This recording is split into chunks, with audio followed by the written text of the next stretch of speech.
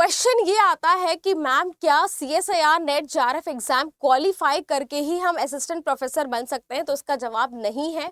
आपके पास एक दूसरा ऑप्शन होता है। आज हम उस दूसरे ऑप्शन की बात करेंगे। Hello everyone, welcome back to CSIR NET 24/7। I am मेघना श्रीवास्तव। मैं आपको बता रही हूँ कि आपके पास एक दूसरी अपॉर्चुनिटी है अगर आप असिस्टेंट प्रोफेसर बनना चाहते हैं।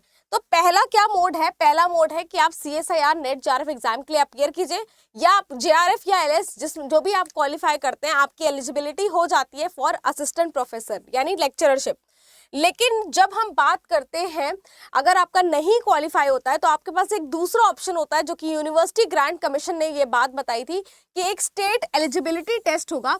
ये स्टेट एलिजिबिलिटी टेस्ट क्या है? एक असिस्टेंट प्रोफेसर के लिए एक एलिजिबिलिटी टेस्ट है, जिसके थ्रू आप क्या कर सकते हैं, एलिजिबल हो जाते हैं for assistant professor. Assistant professor के लिए आप एलिजिबल हो जाते हैं। अब बात करें कौन से ऐसे स्टेट्स हैं, तो बहुत सारे स्टेट्स हैं जो इसमें पार्टिसिपेट करते हैं। जैसे आपका MP सेट हो गया, JK सेट हो गया, AP सेट हो गया, कर्नाटका सेट, ठीक है, महाराष्ट्र सेट, इसके अलावा राजस्थान सेट। तो सारे स्टेट्स का अपना एक सेट का एग्जाम होता है जिसके लिए आप अपियर कर सकते हैं। अब आप पूछेंगे कि मैम इसका पेपर पैटर्न कैसा होता है? तो paper pattern is very similar to the paper pattern of the UGC NET exam. तो जैसे UGC में आपका पेपर 1 एंड पेपर 2 के फॉर्मेट में एग्जाम होता है, जहां पेपर 1 में 100 मार्क्स के क्वेश्चंस होते हैं, जनरल अवेयरनेस और रिसर्च एप्टीट्यूड के होते हैं। इन द सेम वे यहाँ भी होगा, और इसका ड्यूरेशन 1 आवर होता है। पेपर 2 जो कि 200 मार्क्स का होता है, इसमें 100 क्वेश्चंस कंपल्सरी होते हैं और ये ऑब्जेक्टिव पैटर्न पे होता है। तो ये कुछ पेपर का पैटर्न है फॉर दी सेट एग्जाम। आगे चलेंगे, बात करते हैं एलिजिबिलिटी की। तो एलिजिबिलिटी क्राइटेरियाज यहाँ पर सारे मेंशन किए गए हैं कि आपके पास एक MSc डिग्री होनी चाहिए। तो MSc में आप कौन से MSc से हो सकते हैं? तो आप जनरल अनरिजर्व्ड या फिर जो EWS कैटेगरी है उसके लिए 55% मार्क्स होना चाहिए। बाकी जो अदर बैकवर्ड कास्ट या SC ST जो कैंडिडेट्स हैं उनके लिए आपके पास मिनिमम 50% मार्क्स आपके MSc प्रोग्राम में होने चाहिए।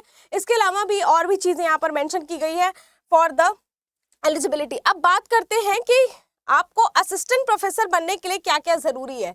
तो जब हम बात करते हैं असिस्टेंट प्रोफेसर के लिए, आपको जरूरी है कि आपके पास या तो नेट हो या तो सेट हो, या इसी का पहले नाम होता था स्लेट।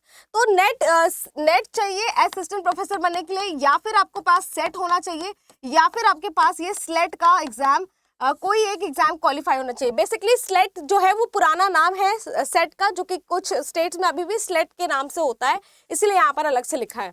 इसके अलावा देखो यहाँ पर बार एक ही बात लिखी है कि अगर आप नेट नहीं क्वालिफाइड हैं तो आपको सेट का एग्जाम क्वालिफाई करना पड़ेगा फॉर लेक्चररशिप। अगर आप लेक्चररशिप में अपियर करना चाहते हैं, एलिजिबल होना चाहते हैं। तो ये कुछ बेसिक बातें यहाँ पर UGC ने गाइडलाइंस के थ्रू आपको बता रखी थी। तो आप भी अगर असिस्टेंट प्रोफेसर बनना चाहते हैं तो आप अपियर कर सकते हैं फॉर द सेट एग्जाम, जिसकी नोटिफिकेशंस आपको मिलेगी हमारे चैनल पे। जल्द ही मिलते हैं ऐसी और जानकारी के साथ। Thank you so much.